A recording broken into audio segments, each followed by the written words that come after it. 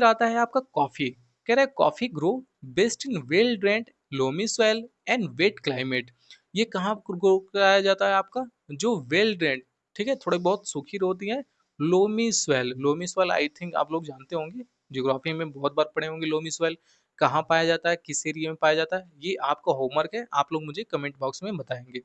और इसके लिए क्या चाहिए होता है, थोड़ा वेट क्लाइमेट चाहिए होता है, इसीलिए इसको हिल स्लोप पे ज्यादातर सुटेबल होता है। जैसे आप देखोगे पहाड़ों के किनारे क्या क्या ग्रो कराया जाता है, टी का प्लांटेशन होता है, कॉफी का प्लांटेशन होता है, जिससे इसको क्या चाहिए, इसको बारिश तो चाहिए, ठीक है, इसको रेनफॉल चाहिए होगा, बट इसको हमेशा रेनफॉल मौजूद नहीं चाहिए होगा, वाटर नहीं चाहिए होगा इसको।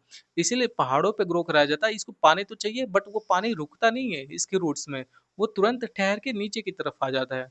तो इसके लिए आप लोग वही देखोगे कि इसको बारिश तो अच्छे खासे चाहिए, बट ये अगर पानी लग जाए यहाँ पे तो ये फसल खराब हो सकती है, इसीलिए इसको हिल स्लोप पे ग्रो कराया जाता है। कह रहा है most suitable for the growth of coffee. और जो हिल स्लोप होते हैं वो बहुत सुटेबल होते हैं टी के या फिर कॉफी के। अगर बात की जाए तो ब्राजील जो है ये एक लीडिंग प्रोड्यूसर है, मतलब पूरी दुनिया में सबसे ज्यादा ब्राजील कॉफी को ग्रो कराने वाला कंट्री है। फिर उसके बाद इंडिया आता है, Colombia rank second and third respectively. India second number पे है और कोलंबिया आपका थर्ड नंबर पे है। फिर उसके बाद आता है आपका टी। कह रहा है T requires cool climate condition. T को कैसे क्लाइमेट कंडीशन की जरूरत होती है, कूल, थोड़े ठंडे मौसम की जरूरत होती है। Evenly distributed rainfall all over the year for the growth of its tender leaves. देखो जो इसकी पत्तियां होती है ना, उसको ग्रो करने के लिए, एक हेल्दी ग्रो करने के लिए और अच्छे खासी मात्रा में ग्रो होने के लिए उसको रेनफॉल की जरूरत होती है। बट कैसी रेनफॉल, जैसे मैंने आपको ऊपर कॉफी के लिए बताया है, ये भी स्लोपी एरिया में ग्रो कराया जाता है, तो इसको भी वही चाहिए होगा, रेनफॉल तो अच्छी खासी चाहिए होगी, जिससे इसके लीफ और चौड़े चौड़े हों, ठीक है, और अच्छे से ग्रो करें, ठीक है, अच्छी ग्रोथ मिले इसके प्लांट को। बट इसको हमेशा के लिए पानी चाहिए नहीं होगा, अगर पानी लग जाएगा इसके रूट्स में तो ये भी फसल खराब हो जाएगी। कह रहा है it growths well on drained loamy soil. देखो सेम वही कंडीशन है, कॉफी और टी समझ लो एक तरह से भाई भाई ही हैं। जैसा उसको कंडीशन चाहिए होगी बिल्कुल इसको भी वही कंडीशन चाहिए थी। कह रहा है it is labour intensive industries as it requires human power at the time of picking of leaf. देखो एक तरह से इंटेंसिव इंडस्ट्रीज है, मैंने अभी आपको ऊपर इंटेंसिव फार्मिंग पढ़ा है ना। अब आप लोग बताओगे कि इंटेंसिव फार्मिंग क्या कहा जाता है, ठीक है, किसे कहा जाता है, वो आप लोग कमेंट में हमको बताओगे। फिर कह रहा है कि इसको इंटेंसिव इंडस्ट्री चाहिए होगा, क्यों, और इसमें एक ह्यूमन पावर भी बहुत ज्यादा चाहिए होता है। कब? अब देखो प्लांट आप लगा तो लोगे मशीन से, मान लो लगा लो या फिर कैसे भी लगा लो, बट जो इसकी पत्तियां होती है ना, उसको पिक करने के लिए, तोड़ने के लिए आपको ह्यूमन पावर चाहिए ही चाहिए होगा। अभी तक कोई ऐसी मशीन नहीं है जो आप मशीन लगा दो तो इनकी पत्तियों को तोड़ दे। इसीलिए क्या होता है, यहाँ मशीन का काम नहीं होता, यहाँ ह्यूमन बींग्स का काम होता है, ठीक है। अगर हम बात करें एग्रीकल्चरल डेवलपमेंट की, तो चलो उसको देखते हैं। कह रहा है कि agricultural development refers to effort made to increase farm production. ये एक तरह का एफर्ट किया जाता है, ठीक है, एफर्ट होता है एग्रीकल्चर डेवलपमेंट किस चीज के लिए, कि हम जो भी फार्म का प्रोडक्शन करते हैं, जो हम कल्टीवेशन करते हैं, उसको कैसे ज्यादा से ज्यादा चीज मात्रा में बढ़ाया जाए, चाहे उसकी क्वालिटी इंप्रूव किया जाए, चाहे उसकी क्वांटिटी बढ़ाया जाए, ठीक है। तो इसी को हम बोलते हैं agricultural development. A country aim of increased food production is to ensure food security for its people। और कोई भी कंट्री अपने देश में एग्रीकल्चर को इतना ज्यादा बढ़ावा क्यों देती है, क्योंकि वो अपने कंट्री में रहने वाले लोगों के लिए फूड सिक्योरिटी का बंदोबस्त कर पाए, ठीक है, ये इंश्योर कर पाए कि कोई उसकी कंट्री में भूखा ना सोए या फिर खाने पीने की चीजें की कमी ना हो। तो इसीलिए कोई भी जो कंट्री होती है वो सबसे ज्यादा एग्रीकल्चर पे फोकस करती है कि उसको ज्यादा से ज्यादा क्वांटिटी में प्रोड्यूस किया जा सके। फिर यहाँ देखो एक कंपैरिजन दिया है इंडियन फार्म के बारे में और यूएस फार्म के बारे में। तो चलो एक एक करके हम लोग देख लेते हैं। सबसे पहले इंडियन फार्म में कह रहा है कि यहाँ पे एन एवरेज इंडियन फार्मर होते हैं जिनके पास स्मॉल फार्म होता है, ठीक है, छोटे छोटे लैंड होते हैं। वहीं अगर यूएस की बात करें तो वहाँ के जो फार्मर होते हैं उनके पास लार्ज एरिया होता है, ठीक है, बड़े बड़े लैंड होते हैं। आप लोग देखोगे यहाँ इंडिया में क्या होता है, एक फादर के तीन चार बेटे हैं, तो वो लैंड को डिवाइड करते हैं, फिर उनके तीन चार बेटे होंगे वो लैंड को डिवाइड करते हैं, तो इससे लैंड छोटी होती चली जाती है। वहीं अगर यूएस की बात करें तो यहाँ पे जो फार्मर होते हैं उनके पास बहुत बड़े बड़े लैंड होते हैं। और इसीलिए यहाँ पे बहुत से फार्मर क्या करते हैं कि जब साइज छोटा होता है तो एक ही टाइप की कृषि को ग्रो कराते हैं, और मान लो उसी समय कोई ऐसा चीज आ गया, कैलेमिटीज आ गई, या फिर बारिश हो गई, या फिर कोई भी ऐसी कैलेमिटी आ गया जिससे पूरी की पूरी फसल उनकी खराब हो जाती है। खासकर उस चीज के लिए वो फसल प्रिपेयर नहीं रहती है पहले से। तो यहाँ पे काफी लॉसेस देखने को मिलते हैं फार्मर को। जबकि वहीं यूएस की बात की जाए तो यहाँ पे डिफरेंट डिफरेंट टाइप की कृषि कराई जाती है एक साथ। तो मान लो कोई ऐसा अफेक्शन आ गया, जैसे मान लो बहुत हैवी विंड चली, तो किसी फिक्स टाइप की या फिर किसी पर्टिकुलर टाइप की क्रॉप्स अगर मान लो डैमेज भी हुए तो बाकी की क्रॉप्स बच जाती है आपकी, जिससे उतना लॉस नहीं होता है।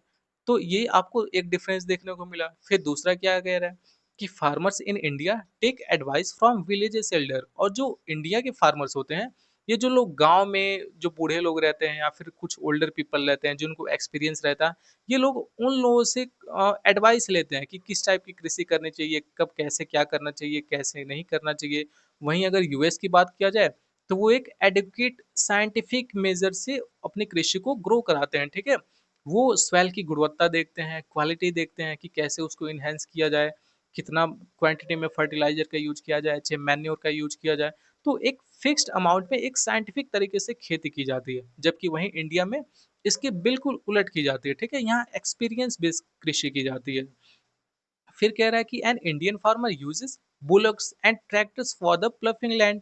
यहाँ पे बुलॉक्स यानी कि आप देखोगे पहले के समय में क्या होता था, बैलों से लोग खेतों को जोतते थे, और ट्रैक्टर्स का यूज करते हैं लैंड को प्लफ करने के लिए, जोतने के लिए।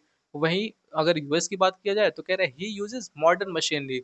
वहां पे क्या होता है, खेतों में मॉडर्न मशीनरी का यूज होता है, जैसे ट्रैक्टर या फिर सीड ड्रिल, ठीक है। सीड ड्रिल जो सीड को बिल्कुल ड्रिल करके नीचे जमीन में लगाते हैं। और वहीं इंडिया में क्या होता है, यहाँ मैन पावर का यूज किया जाता है इसी काम के लिए। Combined harvester, thresher to perform various agricultural operation. अभी तो फिलहाल देखोगे कि ये सब चीजें धीरे धीरे अब इंडिया में भी आ गई हैं, जिसकी वजह से थोड़ी कृषि में बूस्ट भी देखने को मिल गया है, ठीक है, इसी मशीनरी की वजह से। वही कह रहा है he depends on the information of monsoon. अब देखो इंडिया में थोड़ी लैक ऑफ नॉलेज होने की वजह से लोगों को मानसून के बारे में, क्लाइमेट्स के बारे में उतना पता नहीं होता है। बट वहीं अगर हम यूएस फार्मर की बात करें तो थोड़े नॉलेजेबल होते हैं, और वहाँ की गवर्नमेंट ज़्यादा इनिशिएट करती है मानसून को लेके, क्लाइमेट को लेके, कि कब किस तरह से मानसून, कैसा क्लाइमेट रहेगा, तो आपको किस टाइप की फील्ड, कैसे प्रिपेयर करना है अपने क्रॉप्स को। तो इन सब चीज़ों के बारे में वहाँ के फार्मर्स अवेयर रहते हैं। वही कह रहा है ना कि वहाँ सैटेलाइट इंफॉर्मेशन सिस्टम थोड़ा और अच्छा है, कंप्यूटर पे जानकारी बहुत अच्छे से मिल पाती है उन लोगों को, जिसकी वजह से वो लोग पहले से प्रिपेयर रहते हैं किसी भी नेचुरल कैलेमिटी के लिए। वहीं इंडिया में कह रहा है कि he is a peasant with his family also perhaps engaging in farming during the harvest period। अब देखो क्या कह रहा है कि इंडिया में क्या देखने को मिलता है कि अगर कोई किसान है तो उसकी पूरी फैमिली या फिर उसकी पूरी फैमिली क्या करती है, उसी चीज में उलझी पड़ी रहती है, ठीक है। वहीं के खेतों में काम करती रहती है, जितनी भी उनकी फैमिली मेंबर्स होंगे सब लोग अपने खेतों में काम करते हैं। तो या तो कटाई के समय या तो क्रॉप ग्रो के समय, तो इसे वो बहुत ज़्यादा कुछ इनिशिएट नहीं कर पाते हैं, और बस वो सब्सिस्टेंस फार्मिंग की तरह काम करते रह जाते हैं, ठीक है, अपने जीवन पालने के लिए, पेट पालने के लिए, बस इतना ही वो कृषि कर पाते हैं। वहीं यूएस की बात करें तो कह रहा है US farmer acts like a businessman, ठीक है। वहाँ का जो फार्मर होता है वो अपने आप को एक गरीब फार्मर ना समझ के बल्कि एक बिजनेसमैन की तरह देखता है, ठीक है। और वहीं इंडिया में कैसे लोग देखते हैं कि आप देखोगे कि उनके घर में कोई किसान है तो फिर उनका बेटा भी, या फिर उनके घर में जितने लोग रहते हैं वो सब भी अपने ही खेतों में काम करते रहते हैं, फिर धीरे धीरे वो उनका बेटा भी किसान की तरह ऐसे ही कुछ काम करता रहता है। तो बेसिकली आप देखे होगे ना, अपने आसपास ही देखे होगे, इसमें मुझे बहुत ज़्यादा एग्जाम्पल देने की तो ज़रूरत है नहीं। आप लोगों ने खुद अपने आसपास देखा होगा, गांव में देखा होगा कि किसी के फादर किसान थे, ठीक है, वो जब चले गए तो फिर उनका बेटा भी वही सब खेतों में काम करने लगा। तो इस टाइप की चीजें होती हैं, देखने को मिलता है, एक तरह की मेंटेलिटी बन गई है। जबकि वहीं यूएस फार्मर अपने आप को एज अ बिजनेसमैन ट्रीट करता है। तो यही सब कुछ मेन रीजन है जो वहाँ के फार्मर और यहाँ के फार्मर में हमको देखा जाता है।